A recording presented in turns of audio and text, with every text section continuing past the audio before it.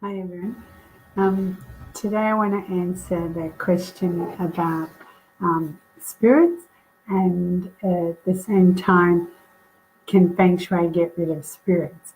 Because a lot of people there's a certain energy in Feng Shui. Hi, Matt. So there's a certain energy in Feng Shui, and that tells us if there's a haunting or if there's a spirit in the home. Hi, Leah. So when you look at a home, if there are spirits and if there are haunting, uh, Feng Shui wise, we don't say, dum dum dum dum, off with you. We don't do that. We remedy, and we make sure that the room is used for something, so that the spirit can't reside there or come down that portal or the void, whatever you want. We call it a void. Whatever you want to call it, you can call it. And so that's what we do in Feng Shui. So I've had a lot of people asking, they've had their room cleansed and cleansed and cleansed and cleansed, and nothing's happened. So I go there. I kind of know in my own mind what to expect in that room. And you know those kind of rooms. You walk in and it is colder than the rest of the house, and the heater can be on. And it is like that. It's like, in Supernatural, and you watch Supernatural, and they go, oh, yeah. Yeah, love those boys, Winchesters. Anyway, so what ends up happening is in Feng Shui, we remedy it. So we deal with it on that way. I'm not saying a cleanse is not going to get rid of it. I'm not saying, uh, someone can't come in with their stuff and get rid of it. What I'm saying to you is we call it a portal, and so it's a void. That void is for attachments and things like that to come through. Hi, Jeanette. So when things come through via portals, via, whatever the voids, then we deal with them different to how someone comes along and does it either with sage or, with the bells, etc. But we actually use bells as well. So, yeah. And that's how you cleanse it. So when I talk about bells, especially for the yearly, so your bells need to be in the southwest this year.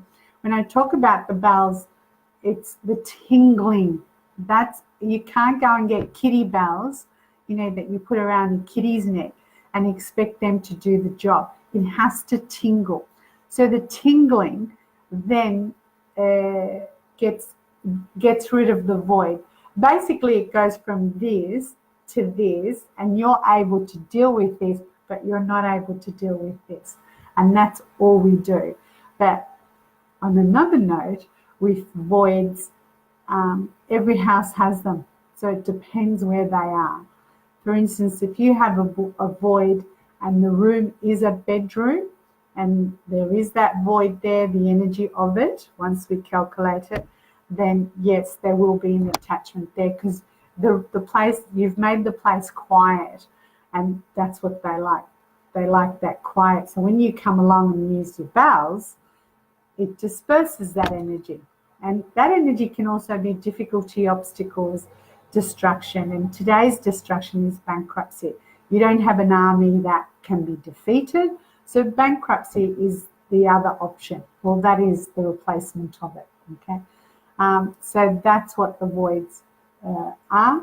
And again, I'm not saying don't sage, don't do this, don't do that. But when you do sage, I just know one thing about saging is when you are saging, you've then got to carry it out, to take it out, not just leave it in the house.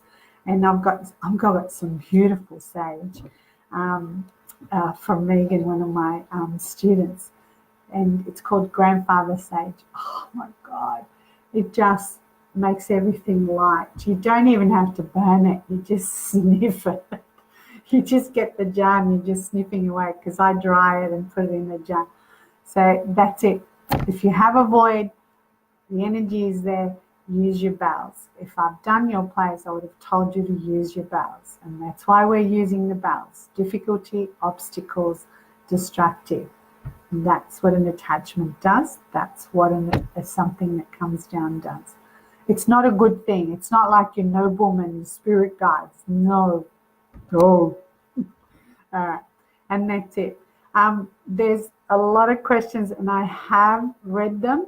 So I will talk about it tomorrow for all the people that are wanting to sell their homes or that their homes are being passed in, etc. It's you, yeah, I'll talk about it tomorrow. All right. So enjoy the rest of the night and I'll see you guys tomorrow. Any questions? Nope. All right.